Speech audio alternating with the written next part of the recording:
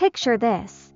You're chilling on the couch with your favorite feline, all cuddly and calm. Suddenly, without warning, you feel a sharp scratch or a quick bite. Ouch!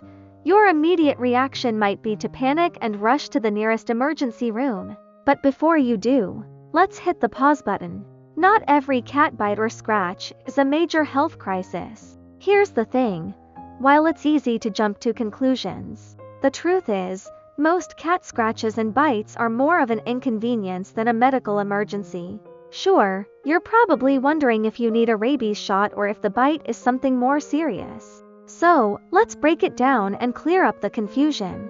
First, let's talk rabies because that's often the first thing that comes to mind. The good news, rabies transmission from cats to humans is incredibly rare. While it's true that dogs are responsible for 99% of rabies cases, the risk from a cat is much lower. That said, if you've been scratched or bitten by your cat, it's still important to take the right steps to prevent infection. The first thing to do is don't panic. Wash the wounds thoroughly with clean water and soap. The more thorough, the better. This is your first line of defense against bacteria or viruses entering the body.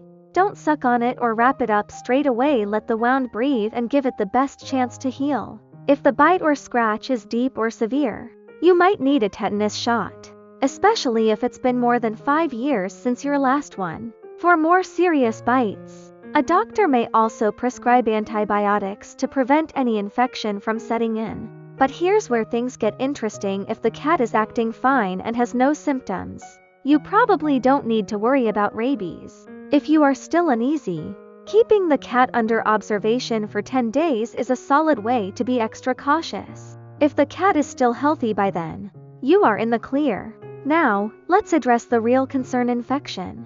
While rabies is unlikely, cat bites and scratches can lead to other infections, so it's important to watch the wounds.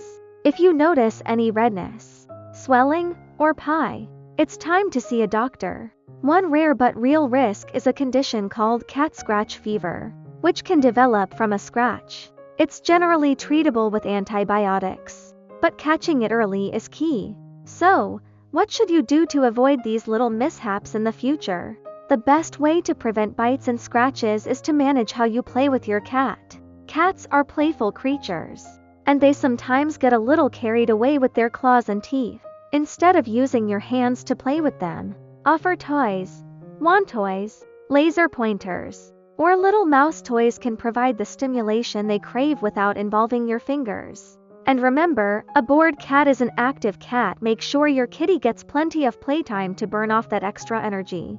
You can also teach your cat boundaries. If your cat starts biting or scratching you during play, make a loud noise or simply walk away. This will signal to your cat that biting or scratching means no more fun. Over time, your cat will learn that bad behavior results in the end of playtime, and they'll be less likely to repeat it.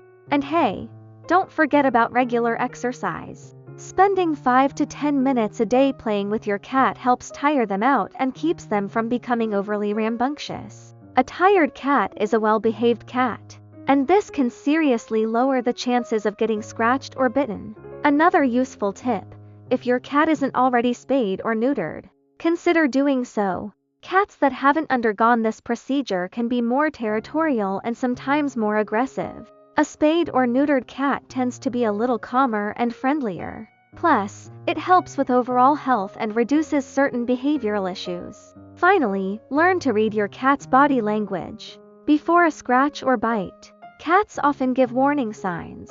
Watch for things like wide pupils, puffed up fur, and a tense posture. These are all signals that your cat may be getting ready to scratch or bite. If you spot these signs, back off and give them some space. But if your cat is relaxed and purring, it's usually safe to continue playtime. So, next time your cat swipes at you or nips you in a playful moment, don't panic.